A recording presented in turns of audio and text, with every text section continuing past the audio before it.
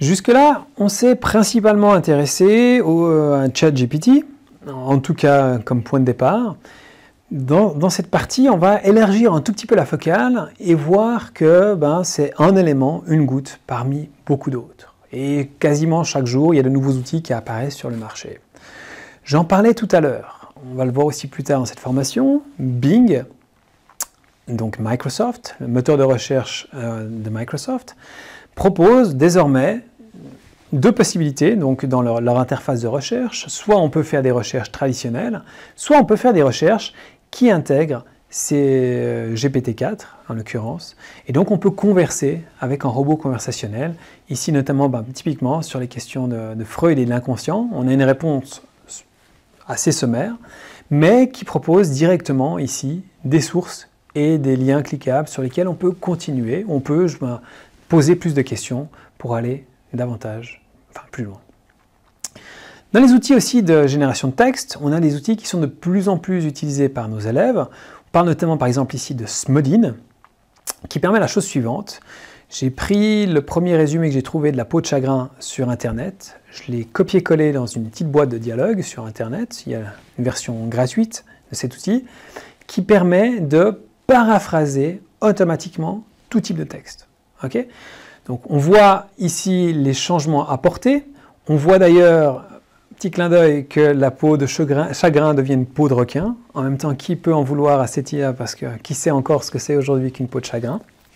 Bref, dans tous les cas, on voit que ce changement est fait en 3 clics de souris. On voit aussi que vous avez la possibilité, avec un petit bouton, de vérifier si c'est détectable au plagiat. Okay, et on voit à quel point, en fait, on a beau développer des techniques qui permettent de définir si un texte est plagié ou pas, provient d'une autre source, on a aujourd'hui des outils qui permettent de contourner ça avec une facilité déconcertante.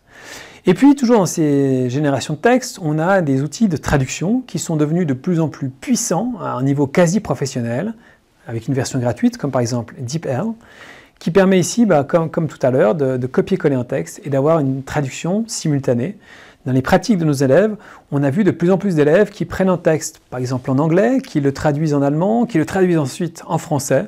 C'est un peu comme ces sociétés écrans dans la finance obscure, qui vous permet en fait de modifier les textes rapidement et les rendre indétectables au plagiat ou à toute forme de fraude. Donc voilà. Là aussi, on voit les limites de ce qu'on peut faire avec la détection et ces outils de détection. Et puis à côté de ces outils, à côté de ChatGPT, il y a énormément d'autres modèles de langage. Ici, vous avez quelques exemples, pour n'en citer que quelques-uns, mais la plupart des grandes boîtes, des grandes entreprises de la tech ont lancé, elles aussi, leur modèle de génération de texte, leur robot conversationnel, qui font plus ou moins des merveilles à peu près partout. Au-delà de ces générateurs de texte, on a des générateurs d'images. 2 exemples parmi beaucoup d'autres, DALL-E et Midjourney.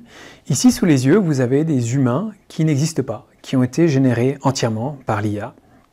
Vous avez ici n'importe quel type, différents contenus.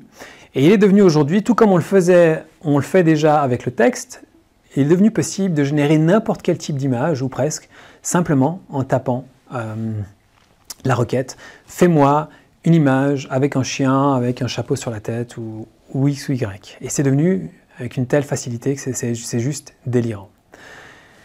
Si dans un premier temps, on était dans cette espèce de dichotomie, distinction entre le texte d'un côté et l'image de l'autre, aujourd'hui on est rentré dans l'ère de ce qu'on appelle la multimodalité. Dans le sens où il est désormais possible de... En fait, il n'y a plus vraiment de frontières. Je prends 2 exemples. Le premier, j'ai pris en photo cet objet et j'ai demandé à la machine est-ce que tu peux m'expliquer ce que c'est et comment ça fonctionne? Et vous avez ici une description. Donc non seulement la machine reconnaît l'objet et puis reconnaît ce qu'il y a, quel bouton fait quoi. Un autre exemple, j'ai pris en photo un de mes livres et je lui ai demandé de me faire une analyse de la couverture du livre.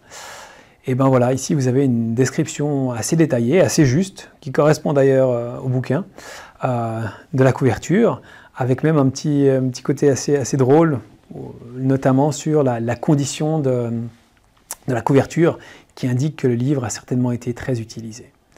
Donc voilà, on voit texte, image, les frontières de nouveau ont tendance à se brouiller.